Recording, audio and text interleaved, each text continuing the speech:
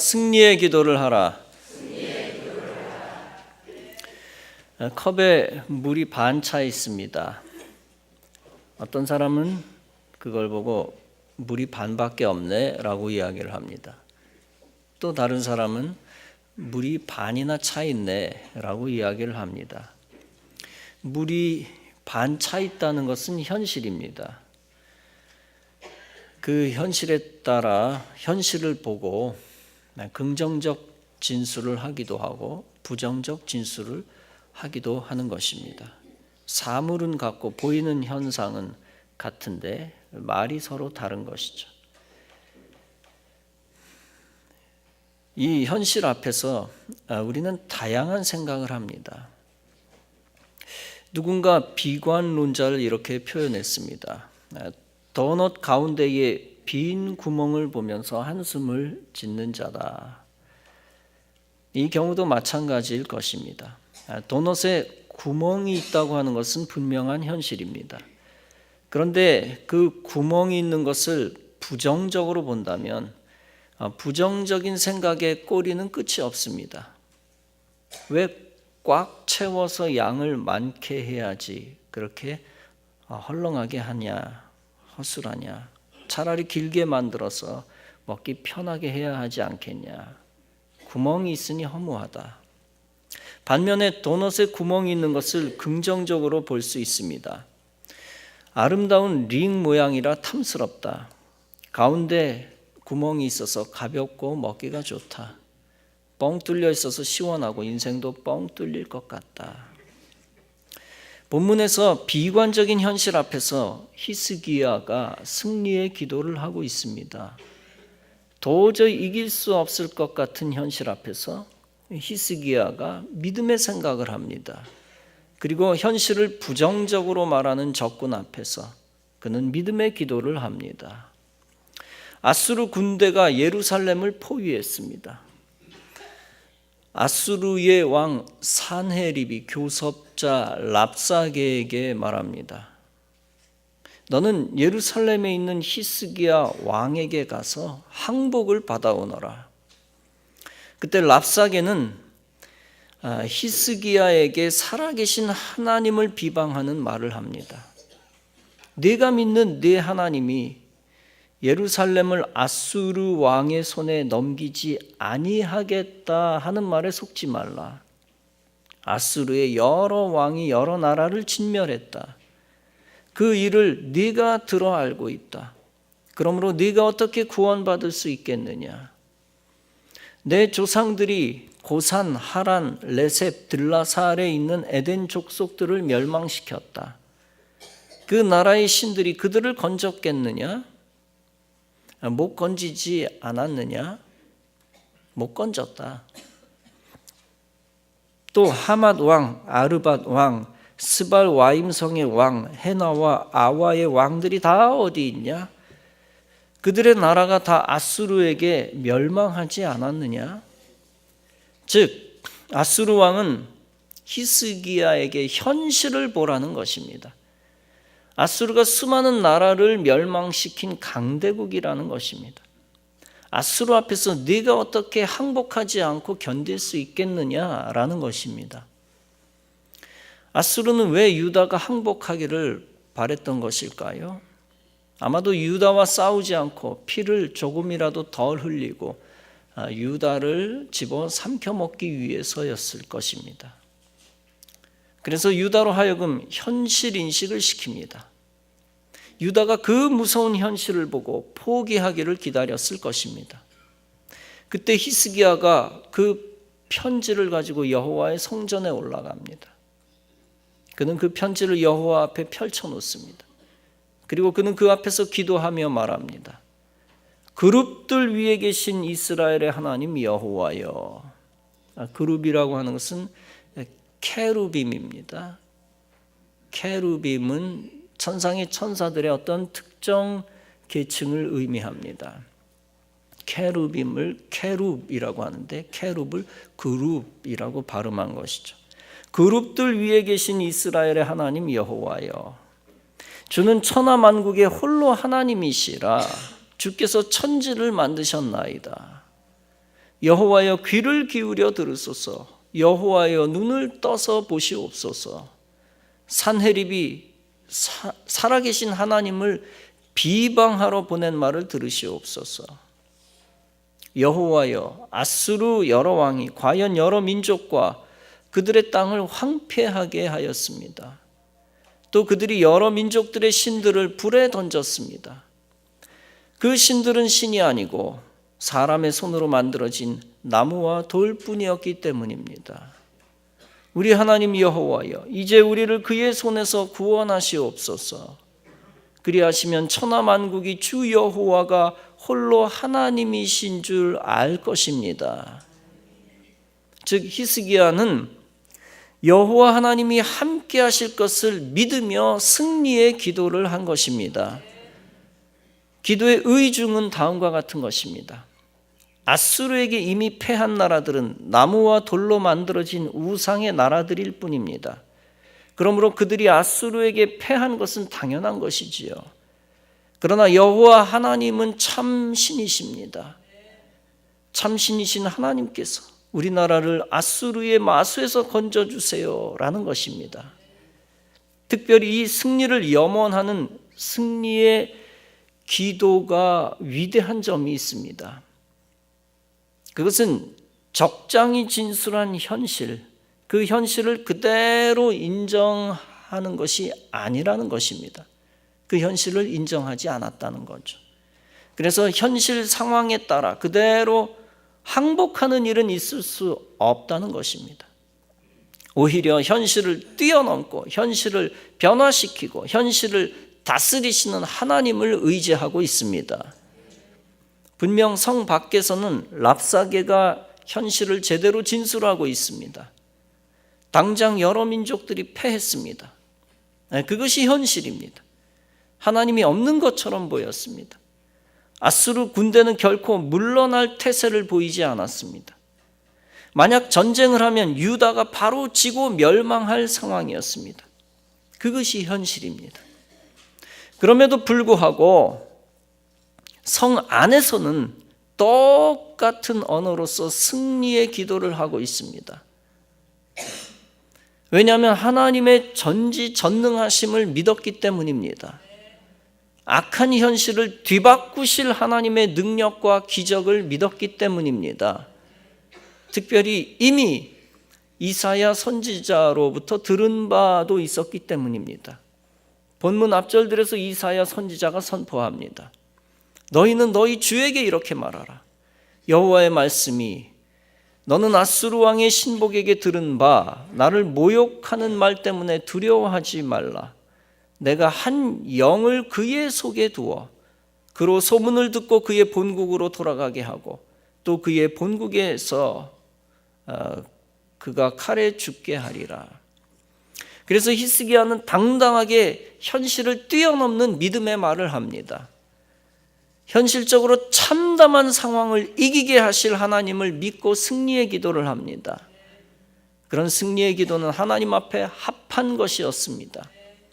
이사야는 그런 하나님의 마음을 히스기야에게 전달해 줍니다. 이스라엘 하나님 여호와께서 말씀하셨다. 네가 아수르 왕 산헤립 때문에 내게 기도하는 것을 내가 들었노라. 아수르 왕이 이 성에 이르지 못할 것이며 이쪽으로 화살을 쏘지 못할 것이다. 그가 방패를 성을 향하여 세우지 못하며 치려고 토성을 쌓지도 못할 것이다. 그리고 그가 오던 길로 돌아가고 이 성에 이르지 못하리라. 내가 나와 나의 종 다윗을 위하여 이 성을 보호하여 구원하리라. 이런 선지자의 선포대로 하나님이 역사하십니다. 열왕기하 19장 하반절은 말씀합니다. 이 밤에 여호와의 사자가 나와서 아수르 진영에서 군사 18만 5천 명을 친지라. 아침에 일찍 일어나 보니 다 송장이 되었더라. 그가 그의 신 니스록의 신전에서 경배할 때에 아드람멜렉과 사레셀이 그를 칼로 쳐 죽이고 아라랏 땅으로 그들이 도망하매 그 아들 에살 핫돈이 대신하여 왕이 되니라. 이처럼 악한 현실을 인정하지 아니하는 믿음의 기도가 승리를 가져온 것입니다.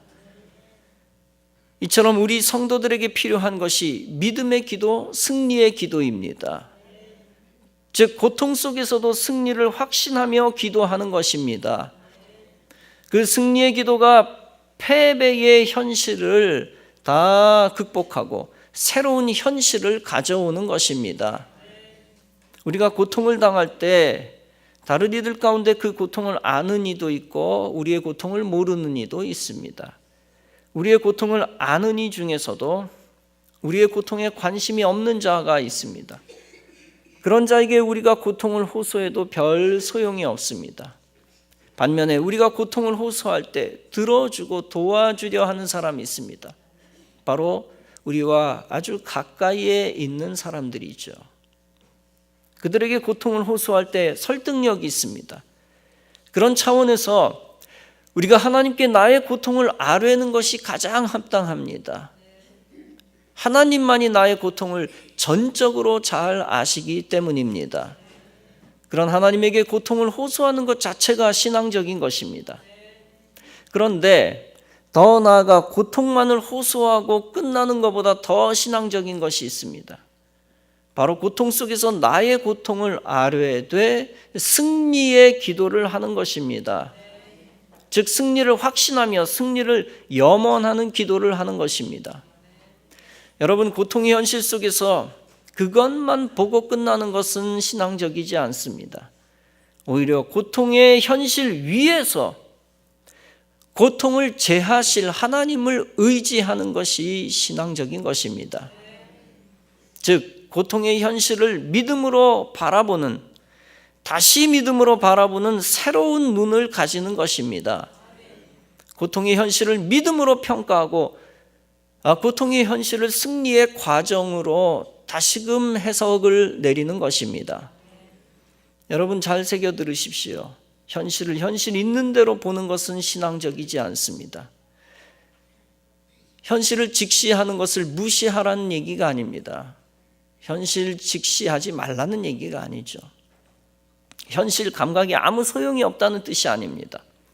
원래 기독교는 지극히 현실을 직시하는 현실 감각을 중요시 여깁니다.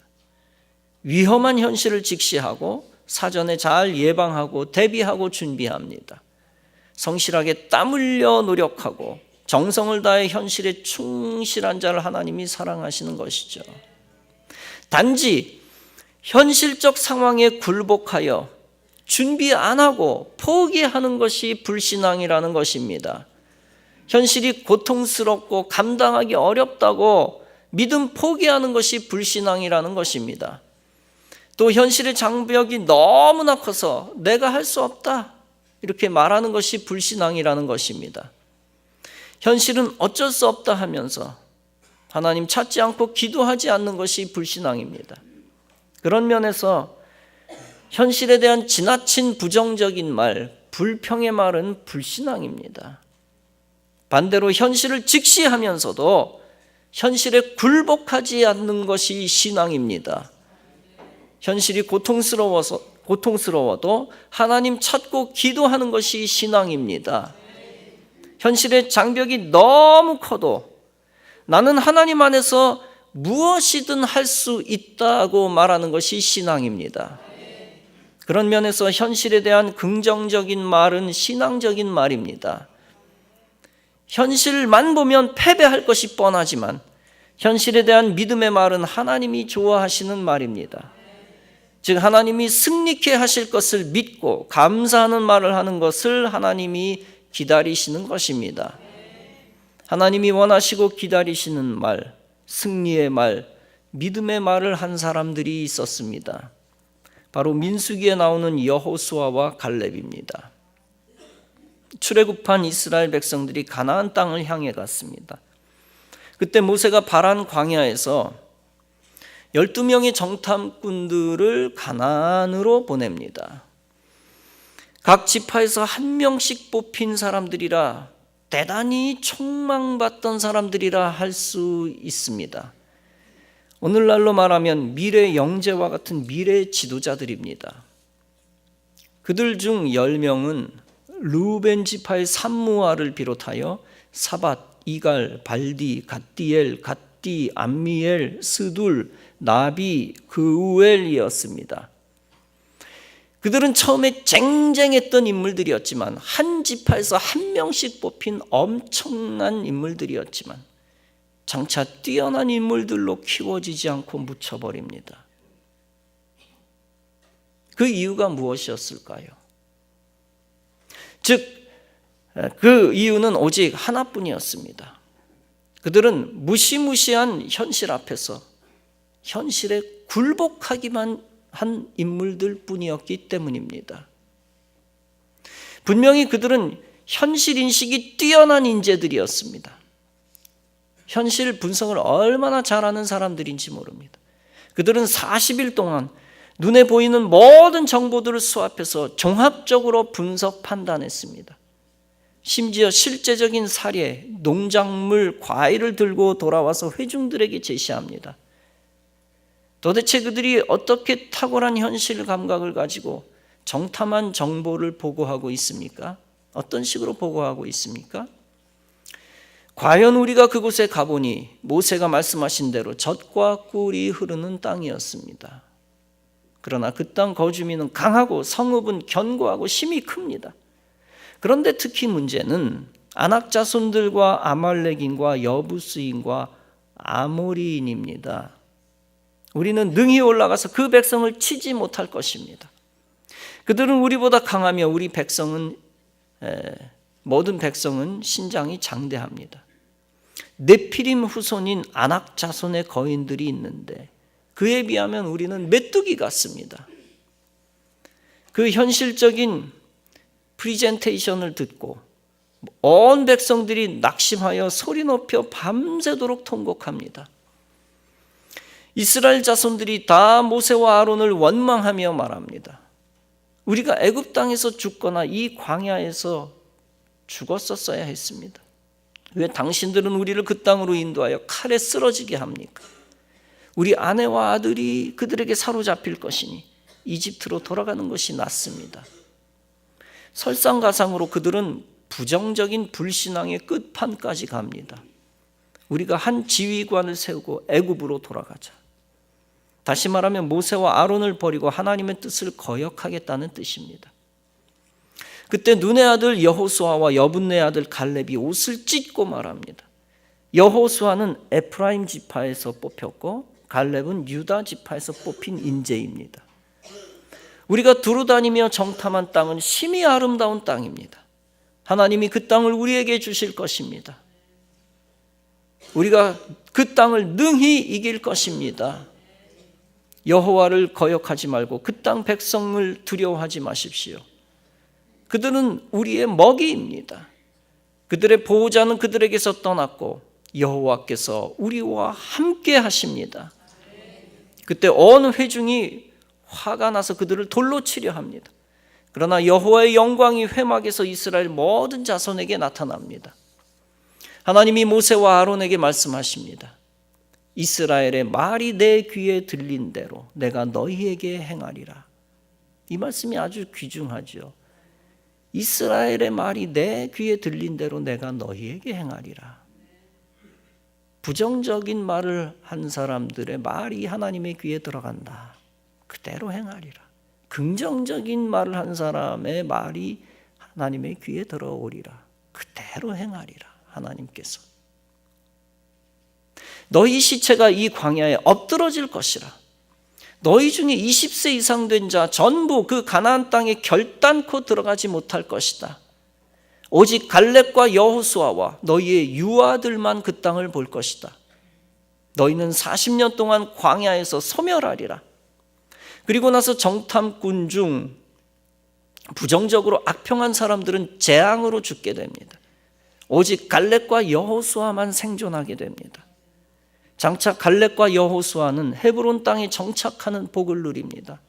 갈렙은 가나안 땅에 들어온 지 45년이 지나 85세가 되었을 때도 믿음의 말을 합니다. 그 노인장이 여전히 믿음의 말을 합니다. 이 산지를 내게 주소서. 내가 여호와께서 말씀하신 대로 그들을 쫓아내리이다. 그 믿음대로 갈렙은 헤브론을 유업으로 얻게 됩니다. 또 한 사람 여호수아는 후에 모세의 후계자가 됩니다. 그래서 이스라엘 백성을 가나안으로 인도했습니다. 그는 가나안 땅을 12지파에게 분배했고 자신은 에프라임 산지에 있는 딥나세라를 분배받습니다. 여기서 우리가 알 수 있는 신앙적 교훈이 있습니다. 아무리 지파에서 가장 뛰어난 1등 인재라 할지라도 인본주의에 빠지면 멸망한다는 것입니다. 세상에서 아무리 잘 나가는 자라도 하나님 믿음 없으면 소용없습니다. 또한 아무리 80% 대다수가 부정적인 현실 인식을 하고 있어도 따라가면 안 된다는 것입니다. 아무리 많은 사람들이 불신앙으로 사람들을 선동해도 그들에게 동조해서는 안 된다는 것입니다. 아무리 많은 사람들이 하나님 없는 믿음 없는 말을 해도 따라가서는 안 된다. 오직 하나님의 축복의 약속을 믿는 자만이 참된 리더가 된다는 것입니다. 오직 믿음으로 현실을 바라본 자만이 장차 축복의 선물을 받는다는 것입니다. 또한 우리가 알 수 있는 신앙적 교훈은 승리의 비결입니다. 그들이 적과 싸워 이길 수 있었던 힘은 어디에 있었을까요? 바로 그가 적들이 자신들보다 우위에 있음을 알고도 적들보다 크신 하나님의 능력을 믿었기 때문입니다. 그리고 그들이 고통의 현장 속에서도 승리에 대한 확신을 가지고 승리의 기도를 했기 때문입니다. 사랑하는 성도 여러분, 성도들에게 필요한 것이 승리의 기도입니다. 승리 주실 것을 믿고 기도하고 준비하고 나아가는 믿음의 태도입니다. 승리하는 성도는 현실의 어려움을 있는 그대로 보거나 포기하고 끝나지 않습니다. 오히려 현실 뒤에서 역사하시는 하나님을 보고 현실을 이겨나갑니다. 여러분, 자살하는 사람들이 무엇을 보고 그렇게 합니까? 오직 하나, 현실 때문입니다. 현실 때문에 자살한다는 것이죠. 고통스러운 현실, 바뀔 수 없는 현실, 그 앞에서 현실이 그렇다며 잘못된 선택을 합니다. 마귀가 그릇된 현실인식을 심어주어 멸망시키는 것입니다. 자살이라는 말을 거꾸로 보면 살자가 되지요. 이렇듯이 죽을 수밖에 없는 현실 상황도 믿음으로 보면 소망 있는 현실이 되는 것입니다. 많은 부정적인 사람들이 현실을 보고 삶을 포기하라고 합니다. 그러나 사실 알고 보면 그것은 현실 뒤에 있는 마귀에게 순복하라는 얘기입니다. 오히려 신자들은 현실 뒤에 계신 하나님께 순종하여 현실을 극복해 나갑니다. 내 힘으로 극복하는 것이 아니라 현실을 다스리는 하나님 믿고 극복해 나가는 것입니다. 이것이 진정한 신자들의 현실 인식입니다. 분명히 우리가 사는 세계도 많은 사탄의 세력에 둘러싸여 있습니다. 어렵습니다. 대외적으로는 김정은이가 핵으로 이 나라를 위협하고 있는 현실입니다. 가장 큰 문제는 김정은이 편에 선 위정자들이 너무 많다는 것입니다. 대내적으로는 어떻게 해서든지 교회를 하나라도 더 없애려고 애쓰는 불신 세력이 있습니다. 종자연에 속한 사람들, 이미 허가받아 건설한 서초구의 사랑의 교회를 다시 철거하라고 요구하고 있고 지금 법적 공방을 벌이고 있습니다. 수천억짜리 교회를 철거하든지 아니면 수백억만큼 철거하든지 하라는 것입니다. 또 경제적으로 실업률은 더 뛰고, 실업률을 낮추는 게 최대 목적이었는데 실업률은 지금 더 뛰었고 강남의 집값도 최근에 더 뛰었다고 합니다. 대한민국의 청년들은 현실에서 돌파구가 없다 여기고 가상화폐에 몰입한다고 합니다. 고등학생들까지 비트코인에 투자를 하고 있다고 합니다. 그들은 우리 사회에서는 희망이 안 보인다, 가상화폐가 마지막 희망이다라는 것입니다. 좋은 일자리를 얻고 살 수 있다는 꿈이 사라졌다는 것입니다. 오직 가상화폐가 자기들을 구원해 줄 인생의 동아줄이라는 것입니다. 이 가상화폐가 나라를 흔드는 요인이 되기 때문에 정부가 가상화폐 거래소 폐지를 선언했습니다. 최근에. 그러자 20, 30대 청년들을 중심으로 한 투자자들이 격렬하게 반대했습니다. 그러자 정부는 대단히 겁먹고 꼬리를 내리고 7시간 만에 그런 결정을 한 일이 없다고 발뺌했습니다. 전 세계가 주목할 만한 획기적 정책을 7시간 만에 철회한 무책임한 모습을 보이고 있습니다. 전 세계 대한민국의 무능함을 광고하게 되었습니다. 이때 우리가 해야 할 신앙적 방정식이 나옵니다. 그것은 위정자들이 이 나라를 구해줄 것이라는 환상을 버려야 한다는 것입니다. 일자리 메시아 허상입니다. 환상을 버려야 된다. 그러기 위해서는 신자들이 더욱 하나님만 의지해야 한다는 것입니다. 오직 하나님만이 나라를 살려내실 수 있다는 사실을 믿어야 한다는 것입니다. 그러기 위해서는 이 나라 백성들이 더욱 하나님께 합한 백성이 되어야 합니다. 하나님을 노엽게 하면 안 됩니다. 더 궁지에 몰립니다. 하나님께 합한 백성이 되어야 된다.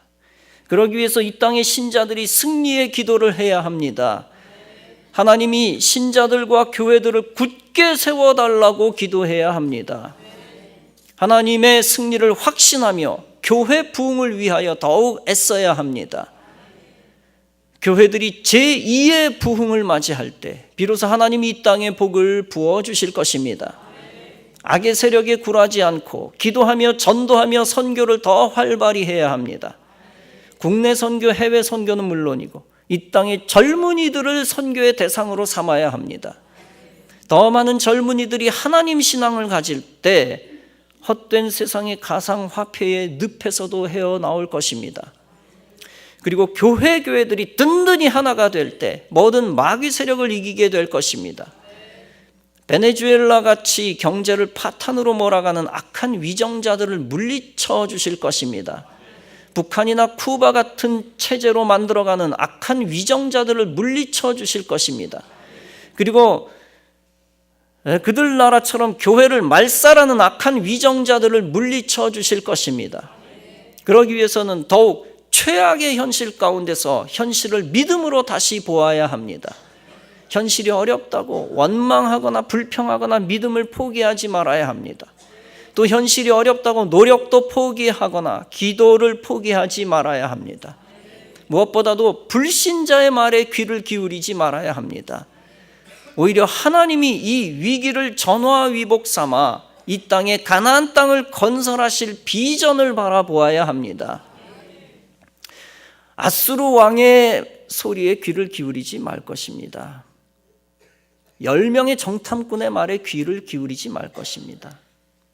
오직 여호수아 갈렙의 말에 귀를 기울이고 이사야 선지자의 말에 귀를 기울여야 합니다. 비전을 보아야 합니다. 하나님이 교회를 이기게 하시고 이 나라가 제사장 나라가 될 비전을 보아야 합니다.